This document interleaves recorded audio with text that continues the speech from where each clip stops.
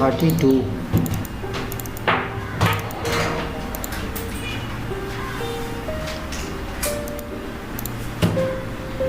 এটা একটু পড়ো সবাই, ডে 32 এটা একটু পড়ো।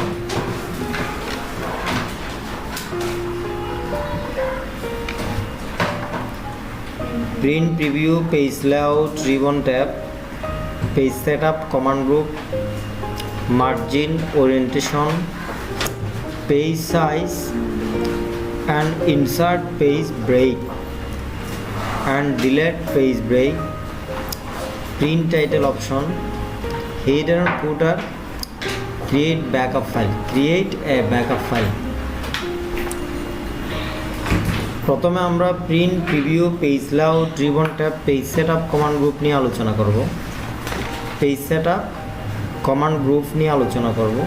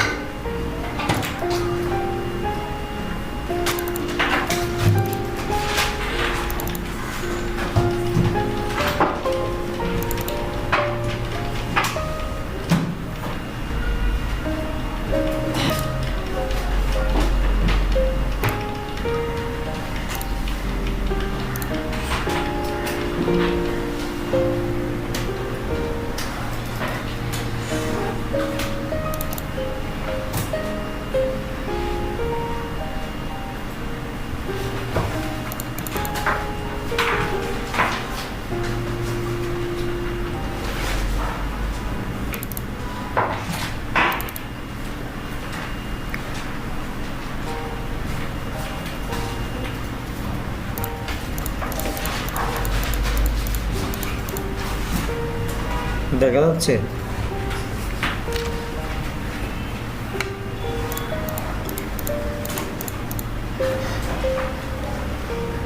পেজ লেআউট, রিবন ট্যাব, সবাই এদিকে দেখো। প্রথমে কম্পিউটারে কেউ হাত দিও না, আপাতত অন থাকুক কম্পিউটার।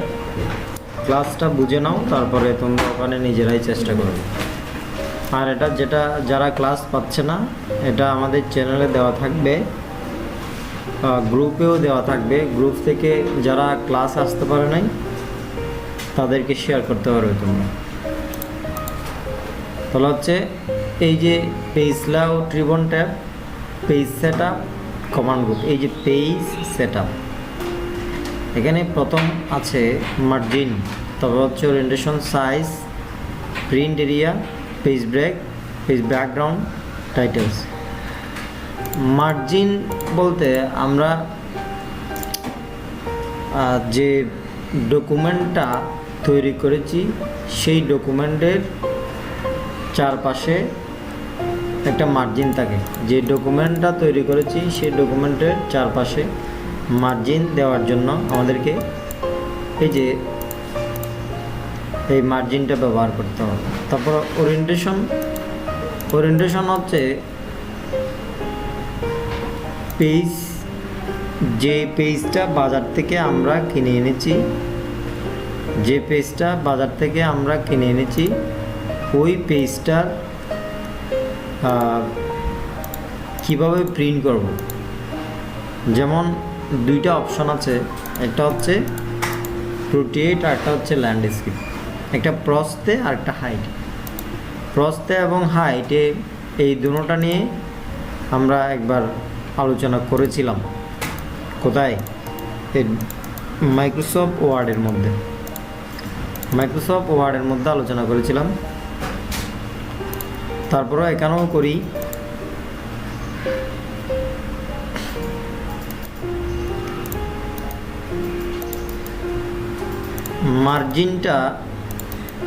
মার্জিনটা আমরা চাইলে এখানে কিছু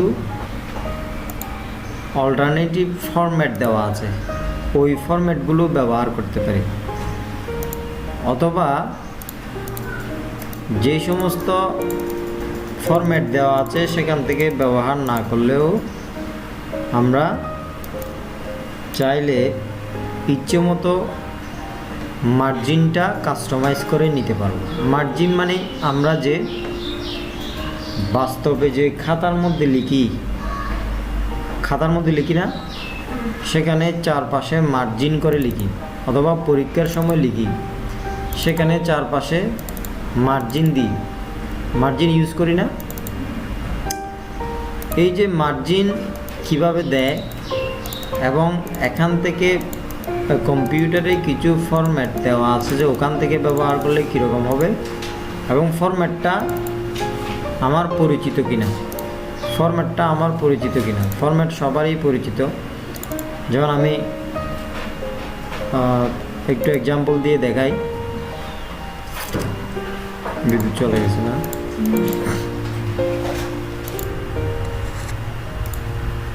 মার্জিনের যেটা বলছিলাম, ওই যে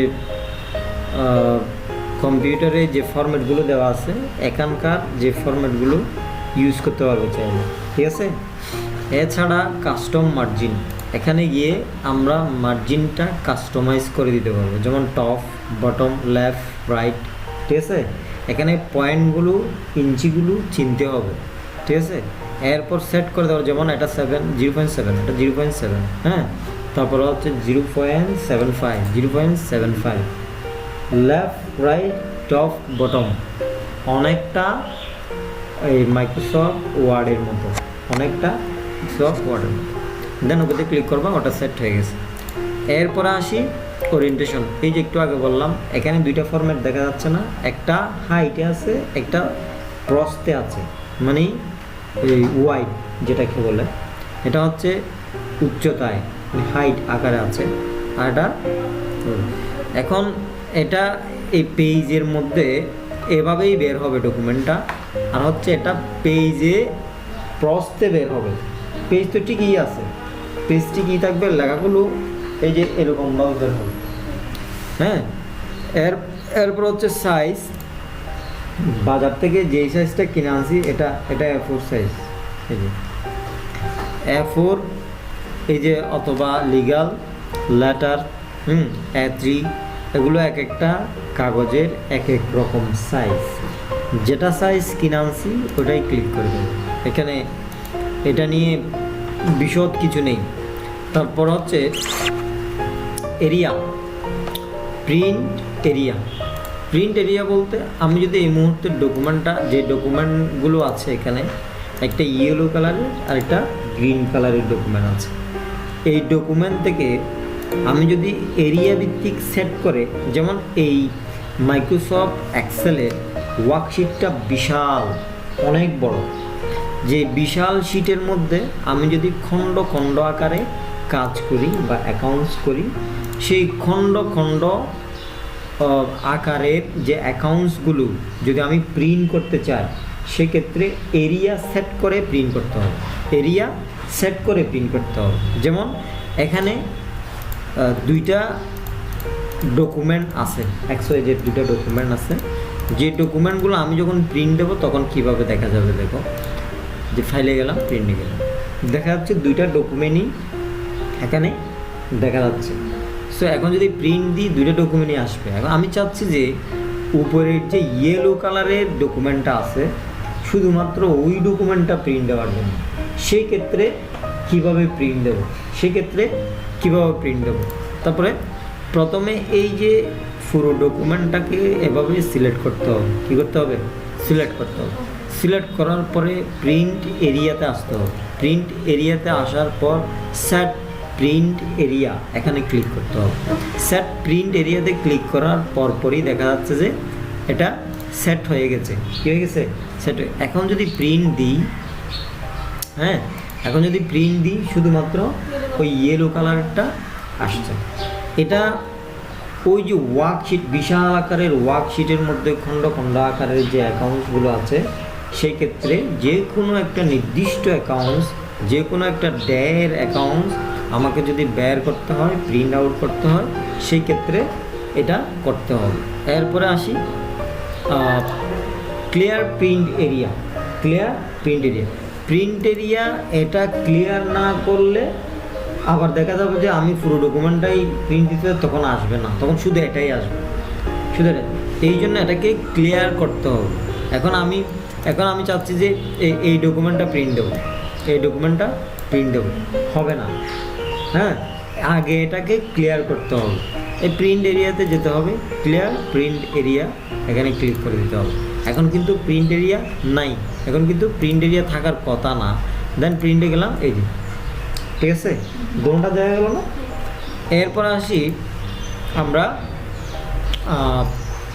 ব্রেকস। ব্রেকস কি? ব্রেকস হচ্ছে এরকম, যেমন এখানে ব্রেকসের একটা ফরম্যাট দেওয়া আছে। একটা ডকুমেন্টকে দুইটা পার্ট করেছে, একটা ডকুমেন্টকে দুইটা পার্ট করেছে। ব্রেকস মাঝখান থেকে ডিভাইডেড করা। যেমন আমি 6 সিলেক্ট করলাম, 6 সিলেক্ট করেছি, 6 থেকে আমি একটা ব্রেক দেব, 6 থেকে আমি একটা ব্রেক দেব, যেখানে এই যে উপরের ডকুমেন্টগুলো থাকবে এবং নিচের ডকুমেন্টগুলো আলাদা করে থাকবে। এখন আমি উপরের ডকুমেন্টটাই প্রিন্ট দিতে চাচ্ছি, সেখানে আমি ব্রেকসে ক্লিক করলাম, insert page break, insert page break, এই যে সেট করে দিলাম। প্রিন্টে গেলাম, ফাইল থেকে প্রিন্ট, উপরের যে কয়টা রো ছিল, উপরের যে কয়টা রো ছিল সেক্ষেত্রে ওইভাবে ব্রেকস হয়ে আসছে, ব্রেকস হয়ে আসছে। এরপরে এখন যদি সেমভাবে আমি যদি প্রিন্ট আউট করি, ওই ব্রেকের অপশনটাই আসবে। এখন ব্রেকসটাকেও ডিলিট করতে হবে। ব্রেকে যাব, remove page break, remove page break, এখানে ক্লিক করে দিলাম। এখন কিন্তু ব্রেকসটা থাকার কথা না।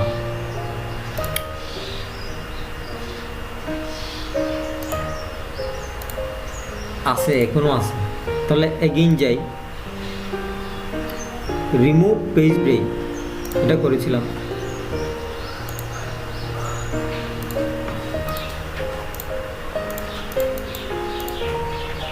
এখন দেখি ফাইলে যাই, ফাইল থেকে প্রিন্ট নাই, ঠিক আছে। এভাবে রিমুভ করে দিতে হবে, রিমুভ না করলে ওটা থেকেই যাবে। এরপরে ব্যাকগ্রাউন্ডে আসি।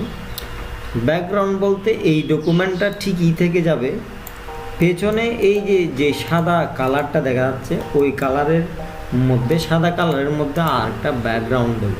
খুব সহজ, এখানে যখন ক্লিক করব তখন ব্যাকগ্রাউন্ড কোথায় আছে সেই জায়গায় কম্পিউটার আমাকে নিয়ে যাবে। এখন হচ্ছে যখন পিকচারে গেলাম, ধরি যে আমি ডাউনলোডসে আসলাম, এখানে যে কোনো একটা ব্যাকগ্রাউন্ড আমরা সেট করে দিতে পারবো। ধরি যে আমি এই ব্যাকগ্রাউন্ডটা সেট করে দিলাম, এটা সেট করে দিলাম, ইনসার্টে ক্লিক করলাম।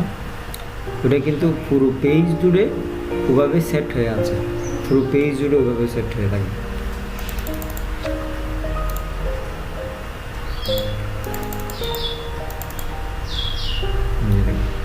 পুরো পেজ জুড়ে, কিন্তু এখানে কাজ করা যাবে, এখানে কাজ করা যাবে, এখানে আগের মতোই কাজ করা যাবে, এটার উপরে কাজ করা যাবে।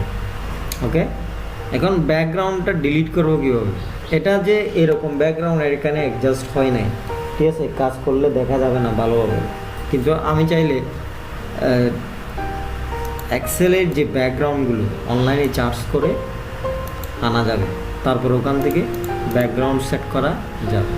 ব্যাকগ্রাউন্ডটা যেটা দিয়েছি সেটা রিমুভ করো, ডিলিট ব্যাকগ্রাউন্ড, এই যে এখানে ক্লিক করে দিলে এটা চলে যাবে। চলে গেছে না? এটা আছে এখন নাই। এরপর হচ্ছে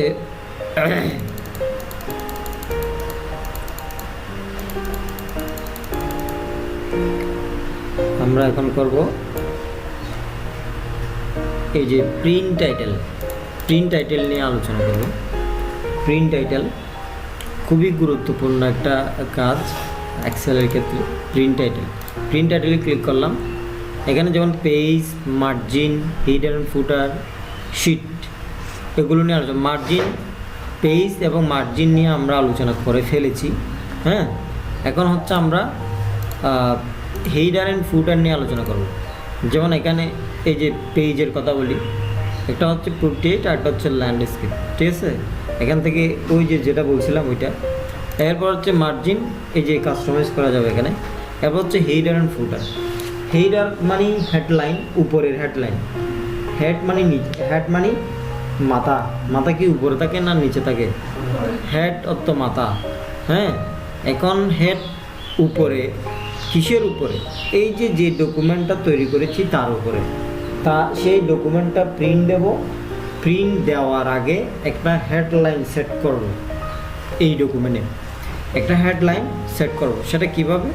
যেমন কাস্টম হেডার, এখন নান আছে, হেডার নান। এখান থেকে আমরা চাইলে কাস্টম হেডারে ক্লিক করে, এখন হচ্ছে এখানে 3টা সেশন আছে। একটা হচ্ছে left session, centre session, right session, 3টা সেশন আছে। এই 3টা সেশনের মধ্যে যে কোনো একটা সেশন অথবা 3টা সেশনে ইউজ করতে পারবো যে কোনো হেডলাইন বা টাইটেল দেওয়ার জন্য। হেডলাইন বা টাইটেল দেওয়ার জন্য কোথায় দেওয়ার জন্য? ডকুমেন্টের উপরে প্রিন্ট দেওয়ার আগে। যেমন আমি আজকে এখানে দিলাম এই যে ডে 33 নাটা 32, ডে 32 লিখে দিলাম। ডে 32 লিখে দিলাম, মানে লেফটে ডকুমেন্টের উপরে লেফট সাইডে ডে 32 লেখা থাকবে। এখানে দিলাম, এখানে কিছু ফরম্যাট আছে, এখান থেকেও দেওয়া যাবে। যেমন এটা এখানে ডেট আছে, আমি ডেটটা দিই। এটা ডেট, ইনসার্ট ডেট দিলাম। আজকের ডেট থাকবে কোথায়? সেন্টারে আজকের ডেট থাকবে উপরে সেন্টারে। তারপরে লেফটে আসলাম, রাইটে আসলাম। রাইট থেকে আমি টাইম দেবো। যেমন আজকের টাইমটা থাকবে, কোন টাইমে এটা বের করতেছি, ডে 32। তারপর হচ্ছে ডেট, আজকের ডেট। তারপর হচ্ছে টাইম, মানে কোন টাইমে ক্লাসটা হচ্ছে এবং কোন ডেটে ক্লাসটা হচ্ছে, কততম ক্লাসটা হচ্ছে। ঠিক আছে? দেন ওকেতে ক্লিক করব। ওকেতে ক্লিক করার পর এখানে এই মুহূর্তে চাইলেও প্রিন্ট প্রিভিউ দেখা যাবে। এই যে প্রিন্ট দিতে চাইলে প্রিন্ট দিতে পারবো। প্রিন্ট প্রিভিউ এখানে যদি ক্লিক করি তাহলে এই যে উপরে প্রিন্টারের প্রিন্ট হওয়ার আগে এই ডকুমেন্টটা এখানে দেখা যাচ্ছে যে কীভাবে বের হবে। আসলে লেফটে আছে ডে 32, তোমার একটু এই পাশে আসতে পারবে, অনেকটা স্পেস আছে। তারপর হচ্ছে এখানে ডেট দেওয়া আছে, আজকের ডেট দেওয়া আছে, টাইম দেওয়া আছে, কয়টায় এটা ক্লাসটা চলতেছে এইভাবে। এখন চাইলে এই এভাবে যেটা সেট করেছি হেডার, এটা নিয়ে এটা সহ কাগজ বের করব, প্রিন্ট বের করব, তাহলে ওইভাবে করা যাবে। সেটা শুধু আমি যেগুলো ইউজ করেছি সেই ক্ষেত্রে না, যে কোনো কিছু দেওয়া যাবে। পিকচারও দেওয়া যাবে, এখানে ছোটোখাটো একটা পিকচারও দেওয়া যাবে। যথেষ্ট স্পেস থাকতে হবে অবশ্যই, স্পেস নিয়ে তারপরে করতে হবে। এরপরে আবার গেলাম ওই যে প্রিন্ট টাইটেল আসলাম। এরপর হচ্ছে আমরা দেখাবো এখন ফুটার। সেমভাবে এই যে এখানে আমরা এগুলো সেট করেছি, আগে ছিল এখানে না, ঠিক আছে? এখন এটা কাস্টম হেডার নিয়ে কাজ করেছি। হেডার মানে উপরের হেডলাইনটা। এখন যেটা করব নিচের হেডলাইনটা, কাস্টম ফুটার।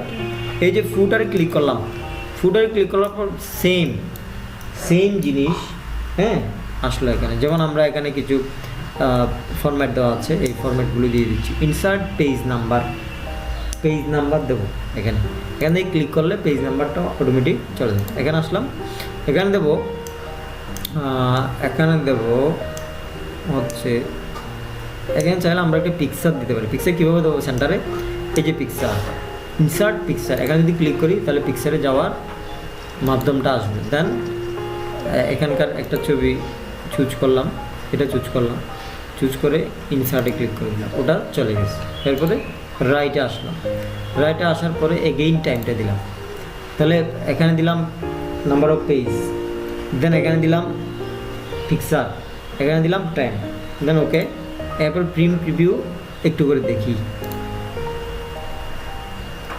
ওই যে পিকচারটা অ্যাডজাস্ট হয় নাই, যার কারণে ওটা ওইভাবে আসছে। আচ্ছা, আবার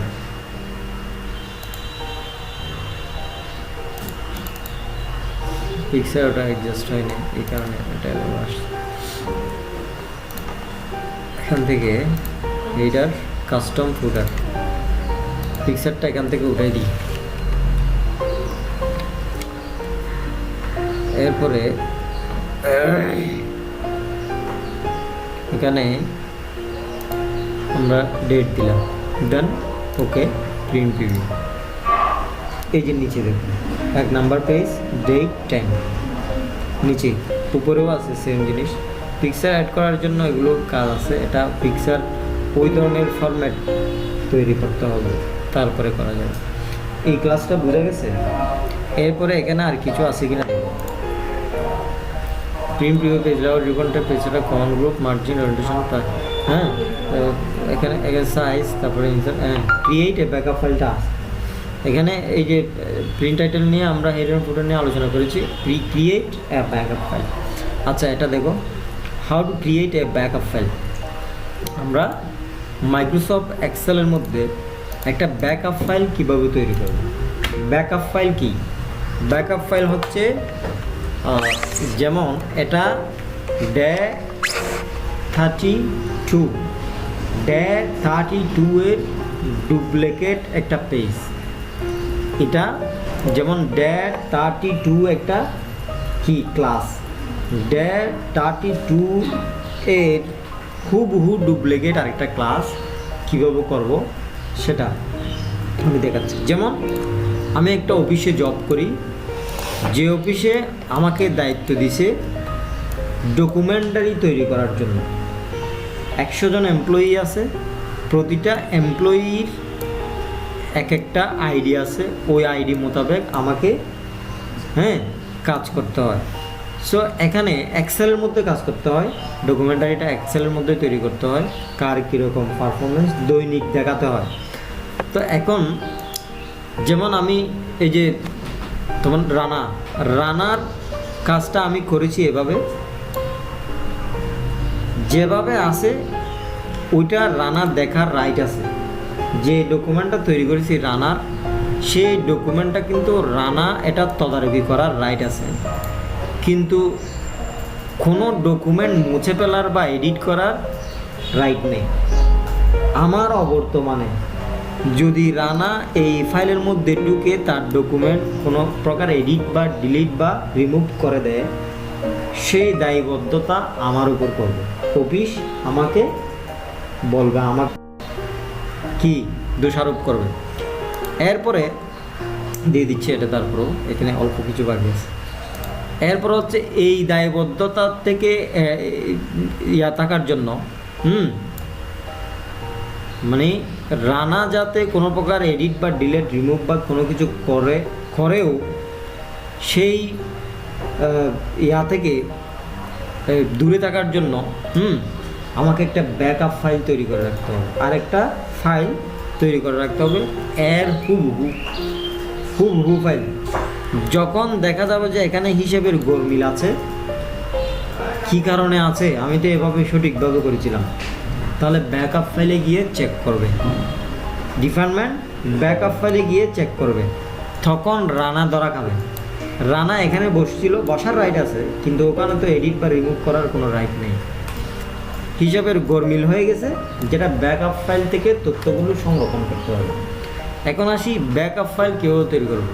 এখানে যেমন এটা -18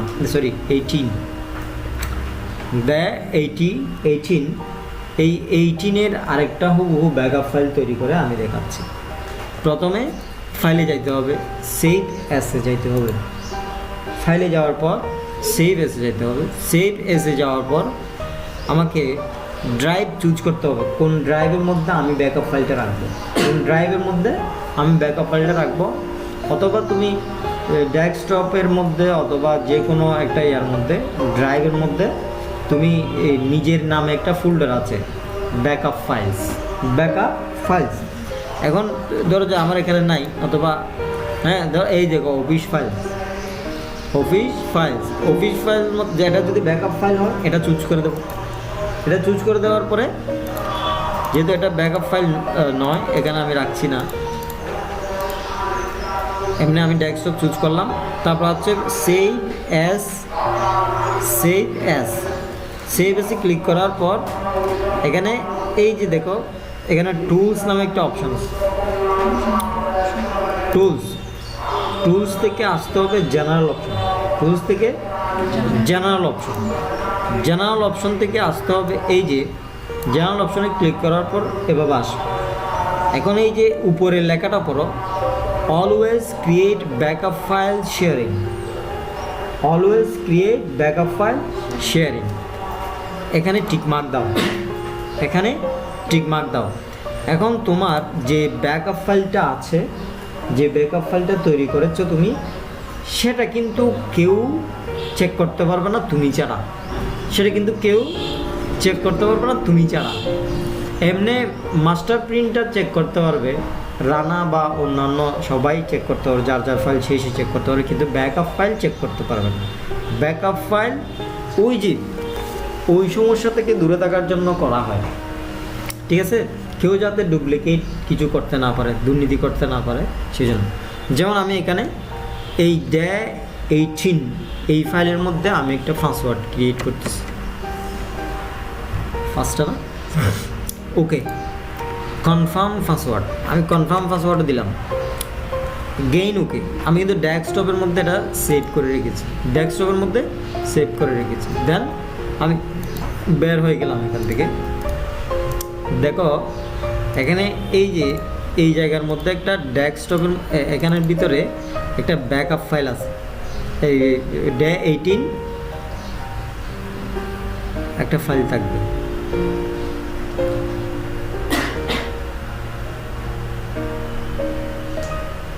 আচ্ছা এখানে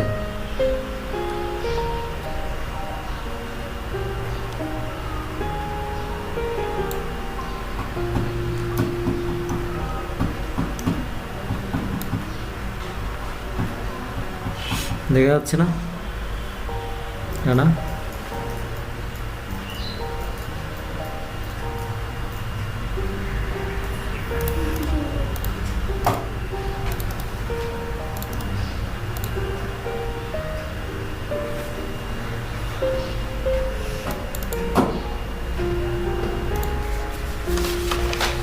আর কিছু আছে? এই যে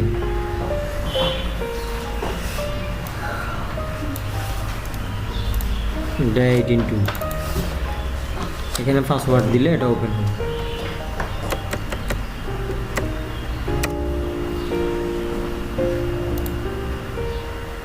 ওই যে এর জন্য ওপেন হচ্ছে না, সফটওয়্যার আছে এই জন্য ওপেন হচ্ছে না, কিন্তু এটা ওপেন হওয়ার কথা।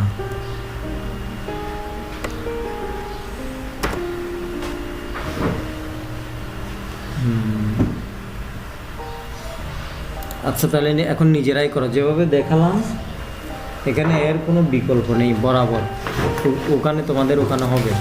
এখানে সফটওয়্যার দিয়ে ওই যে আমি যেহেতু রেকর্ডিং করতেছি এই কারণে গান আসছে এখন, তো চলে যাও।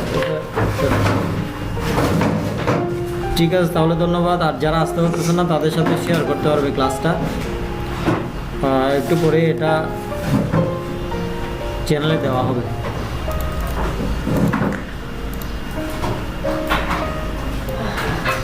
Ooh.